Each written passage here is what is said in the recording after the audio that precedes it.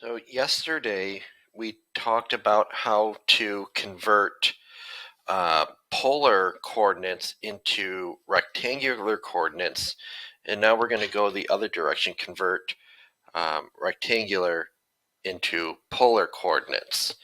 And just to recap, polar coordinates to rectangular, that's when we have r comma theta and turn that into x comma y.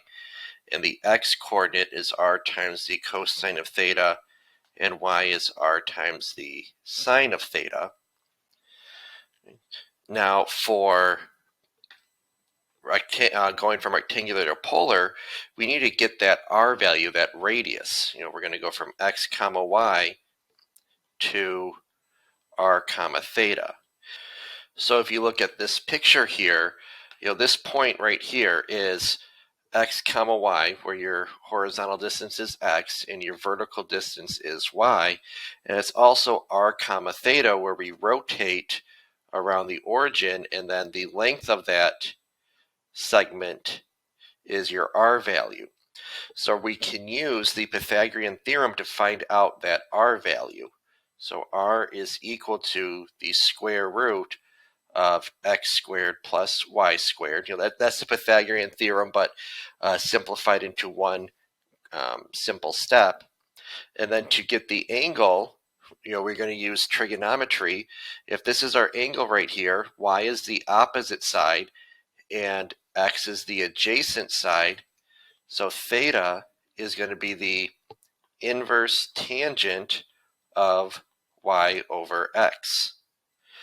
And just a note that when we do the inverse tangent on our calculator, that's going to give us a reference angle, and we may need to move that into a different quadrant by adding 180, subtracting from 180, subtracting from 360. So just that, it's not always going to be just whatever angle you get. So in our examples today, we're going to convert to rectangular coordinates, and we're just going to include one set. We're just going to do it one time. We don't. The other day we did multiple representations of the polar coordinates. We're just going to do one representation. So convert this into a rectangular. Convert this -3 comma 4 into polar coordinates. I always like to draw a picture just so I know where it's going to be. -3 comma 4 is right here in quadrant 2. So I know the angle is going to have to be between pi over 2 and pi. So the r value is going to be the square root of -3 squared plus 4 squared, which we may recognize as a 3, 4, 5 triangle. -3 squared is 9, plus 4 squared is 16. The square root of that is going to give us 5. And then that theta is going to be the inverse tangent of 4 over -3. And because right here it says 0 to 2 pi, we're going to use radians. So just make sure your calculator is set in radian mode. Which is different than what we were doing earlier when we were in degrees. All right, so inverse tangent of 4 divided by -3 gives you -0.927. So we're going to use 2 decimal places, -0.93. So that's your reference angle. And remember, reference angle gives you the angle to the nearest x-axis. So what that means is that this angle here, right here, that radian is 0.93. But what we need is this angle here. So from the positive x-axis to this terminal side. So what we're going to have to do is we're going to have to take half a circle and subtract that red angle. Well, half a circle is pi, so pi minus 0.93.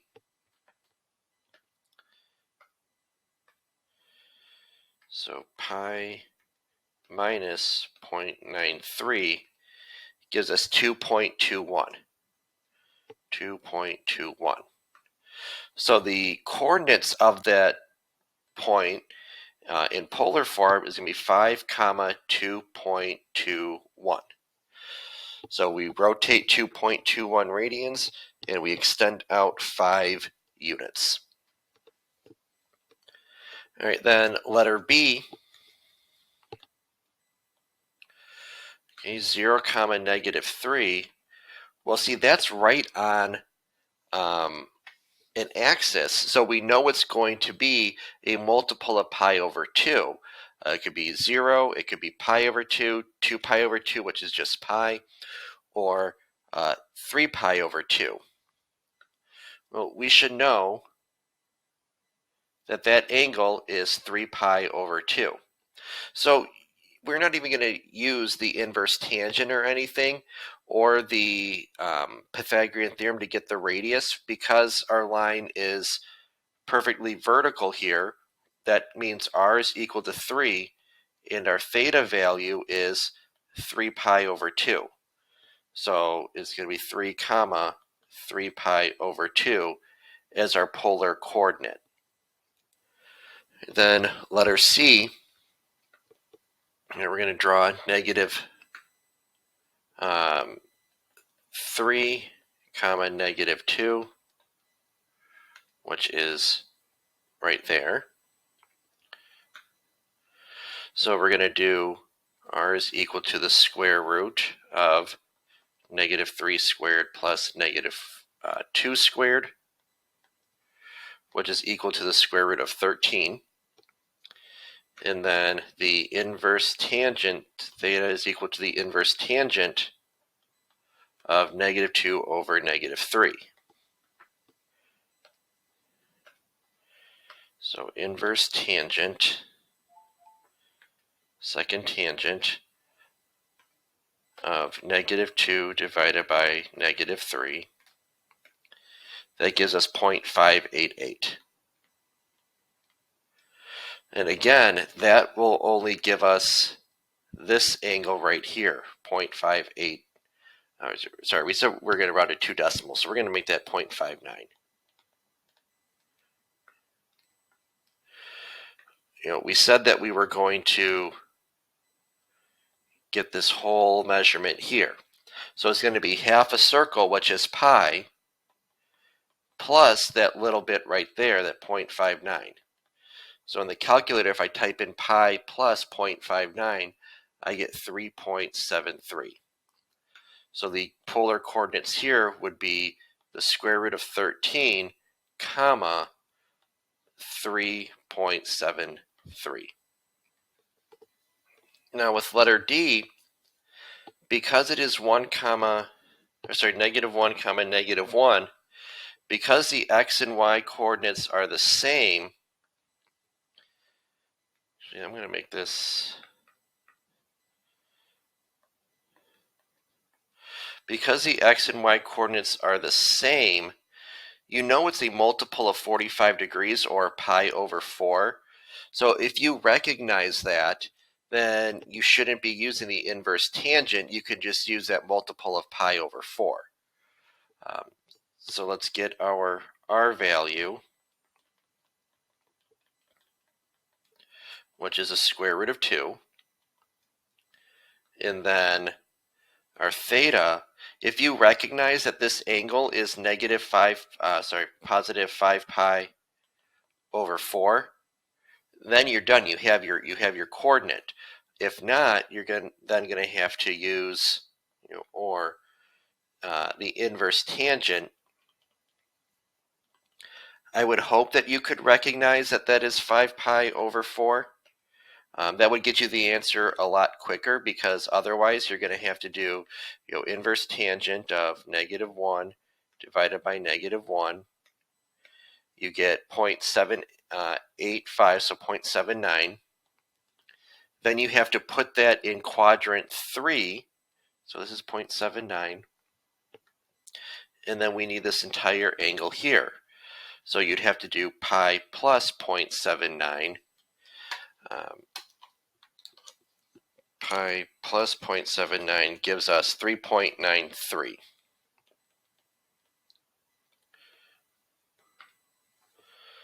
So then your coordinate could be the square root of 2 comma 5 pi over 4, or square root of 2 comma 3.93.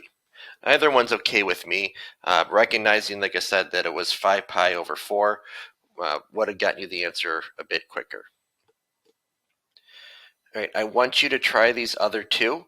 And then once you've gotten those, unpause the video and see if our answers match. All right, so let's look at these. With letter E, negative 4 comma 0, when we plot that point, say, oh, that's on the negative x-axis, or 180 degrees from our positive x-axis. So your angle would be pi, and then we went 4 units, so we get 4 comma pi. Now, with letter F, once you found the radius, square root of 40, you have to then simplify the radical to get 2 root 10. And then once you calculate the inverse tangent, you get negative 0.32. Well, this point is in quadrant number 4, so that 0.32 is just this little part right here, but we need this whole angle going counterclockwise, and that would give you 2 pi minus that. Now, something that you could also do is, if you know that we're going clockwise 0.32, well, we know clockwise means your angle is negative, so that could be another coordinate, or you could have used this instead of the pink one. It references the same angle. So that is it for converting into polar coordinates from rectangular. Thanks for watching. Make sure to like and subscribe.